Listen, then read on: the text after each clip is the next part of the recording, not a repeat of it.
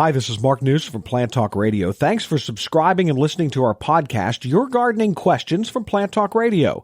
To help keep this podcast free for you, we're partnering with Stoke Seeds. The 2017 Gardening Guide catalogs are hitting mailboxes everywhere. Request your catalog today online at stokeseeds.com or view virtual catalogs online. This fully secure site makes it easy to order your free catalog or your seeds or gardening accessories.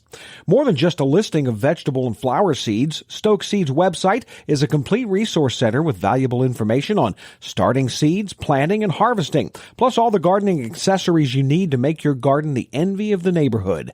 Get growing with Stokes. We'll have more from Stoke Seeds in the next few weeks. Right now, today's question.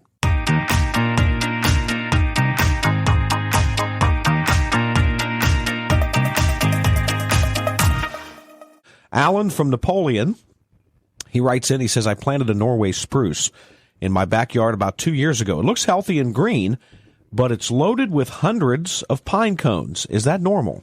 Yes, it is, Alan. Now, it seems to be significantly larger crop of cones this year than I am used to in some areas, and by meaning some areas. I think it's a growth phenomenon that had to do where it was cold, how cold it got, and this can be from one side of the hill or valley to the other. I have particularly noted, the same as you have, that in some spruce groups, some few trees in that group will have a lot of cones, but more than likely, some groups of spruce won't have many cones. You get across the hill or valley, whatever it is, and a group of spruce will have lots of cones. And I'm not sure I can answer that. It is the flowering capacity. The fruit is bearing the seeds of these plants. They are probably all viable. Now, I get concerned when an individual tree among, well, let's just say in a planted row of 20, when one individual gets into a lot of cones. I automatically assume, whether it's correct or not, that there is a stress factor in that plant that has caused a carbon-nitrogen relationship, et cetera, to change a little bit. Now, you get past all of that and you have to get down to the reality. But I've in one specific case, I helped people save a tree. They hadn't paid any attention, nor I, in not being there very often. It was a neighbor to a client. Fred, while you're here, why is this one tree shorter? Why does it have all those cones? And in that case, Alan, I looked at this row of trees. I just stood back and took a look at the whole row.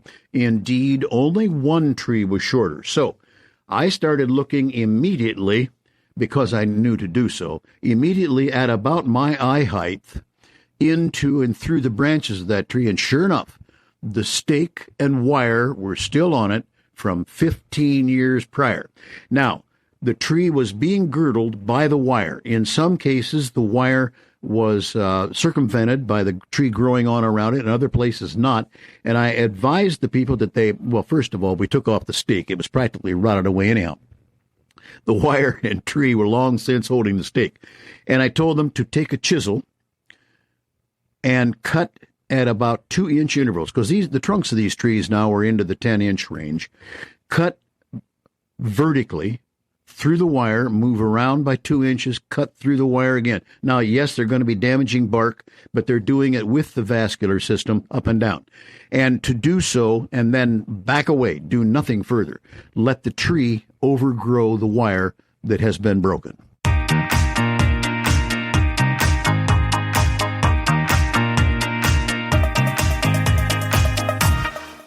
Hey, thanks again for listening to the podcast. Remember, your 2017 Gardening Guide catalogs are available now. If you want one delivered to your home, go to stokeseeds.com. For the best selection of vegetable, flower, and herb seeds available, go to stokeseeds.com. Cultivating successful growers for generations.